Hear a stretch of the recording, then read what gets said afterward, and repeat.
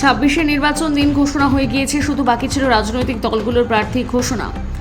তবে 2021-এর বিধানসভা নির্বাচনে নন্দীগ্রাম কেন্দ্রের শুভেন্দু অধিকারী বিজেপির প্রার্থী হয়ে তার প্রতিদ্বন্দ্বী তথা মুখ্যমন্ত্রী মমতা বন্দ্যোপাধ্যায়কে হারিয়েছিলেন। এবার বিজেপির প্রার্থী ঘোষণা হতেই শুভেন্দু অধিকারী এ যেন এক ডবল ধামাকা। নন্দীগ্রাম সহ ভবানীপুরে প্রার্থী হচ্ছেন রাজ্যের বিরোধী দলনেতা Suvendu Adhikari.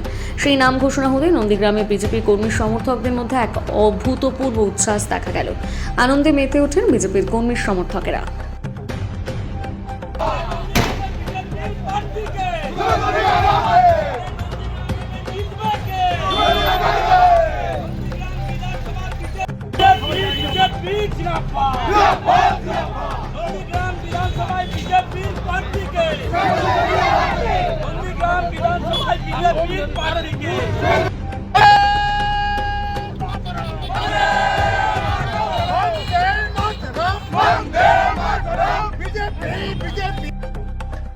One, two, three, four.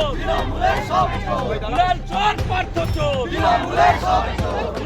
আমনেরা vote দেবেন কোনখানে? 23 এপ্রিল ছাত্র যুবক সমাজ ভোট দেবেন কোনখানে? 23 এপ্রিল লাস্ট দিন। 23 এপ্রিল লাস্ট দিন। ভোট দিন। আমনেরা শপথ নিন। ছাত্র যুবক শপথ নিন। সরকার পশ্চিমবঙ্গের সরকার